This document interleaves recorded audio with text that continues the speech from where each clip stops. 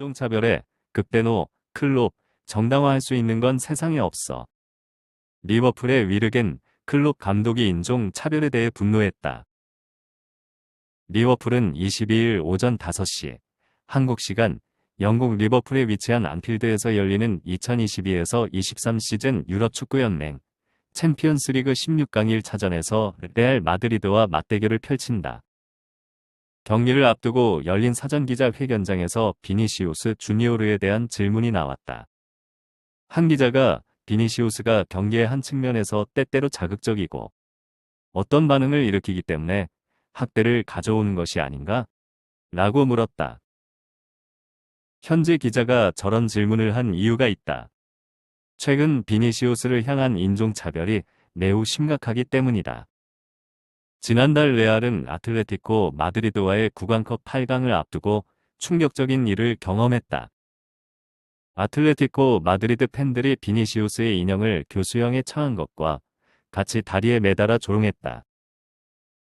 비니시우스는 이후에도 라리가 팀들의 표적이 됐다. 지난 19일 열린 오사수나와의 2022에서 23 시즌 라리가 22라운드에서도 인종차별이 발생했다. 경기를 앞두고 튀르키예, 시리아 지진 추모 행사가 진행됐다. 묵념의 시간의 한 패는 비니시우스 죽어라 라고 큰 소리로 외치며 인종차별을 가했다. 추가적으로 비니시우스는 팀원의 득점 이후 세리머니를 펼치는 과정에서도 인종차별적 학대를 당했다. 세상에 없다며 크게 화를 냈다. 인종차별은 라리가에서만 일어나는 일이 아니다. 최근 대한민국 국가대표팀의 주장이자 토트넘 헛스퍼의 에이스 손흥민도 인종차별의 표적이 됐다. 손흥민은 지난 20일 열린 웨스트햄 유나이티드와의 2022에서 23 시즌 잉글리시 프리미어리그 24라운드에서 교체 투입돼 승리를 결정짓는 쐐기골을 터뜨렸다. 해당 득점 이후 웨스트햄 팬들이 인종차별을 시작했다. 일부 웨스트햄 팬들은 온라인을 통해 개고기 먹는 나라에서 뛰는 XX라는 내용의 비방을 했다.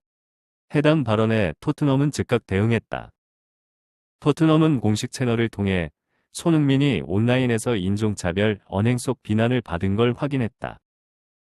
우린 손흥민과 함께할 것이고 관련 SNS 기업, 당국과 연락해 조치를 취할 것이라고 밝혔다. 선절친 또 쓰러졌다.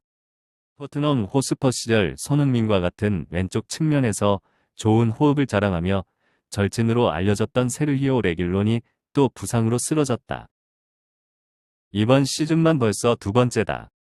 아틀레티코 마드리드, 스페인로 임대를 떠나 반등을 노렸지만 실패하면서 힘든 나날을 보내고 있다. 아틀레티코 마드리드는 21일 한국 시간 공식 홈페이지를 통해 레길론이 이번 주 월요일 훈련 과정에서 부상을 당했다며 정밀검사에 따르면 오른쪽 허벅지 쪽을 다쳤다. 물리치료를 받은 후 재활 훈련을 이어갈 예정이라고 발표했다.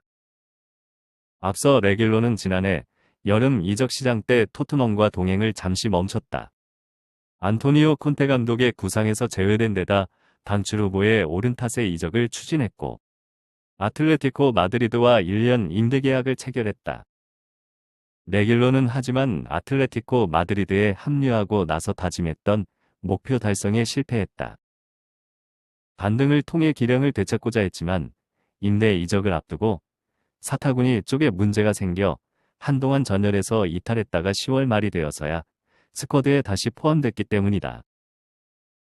복귀에서도 3달 가까이 회복과 치료에 전념한 터라그는 경기 감각이 떨어져 벤치만 지키는 등 전력 외로 분류되기도 했다. 실제 부상에서 돌아온 후 모든 대회에 통틀어 단 5경기밖에 나서지 못했는데 그마저도 전부 교체로 뛰었다. 평균 출전 시간으로 따지면 19분밖에 되지 않는다.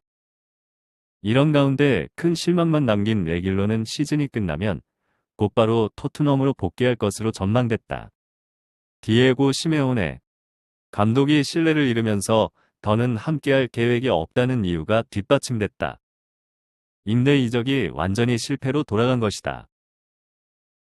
설상가상 힘든 나날이 계속되는 와중에 레길론은 최근 허벅지 부상으로 또 쓰러지면서 다시 전열에서 이탈했다.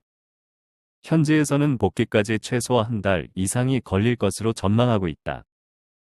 사실상 아틀레티코 마드리드 유니폼을 입고 르는 모습을 더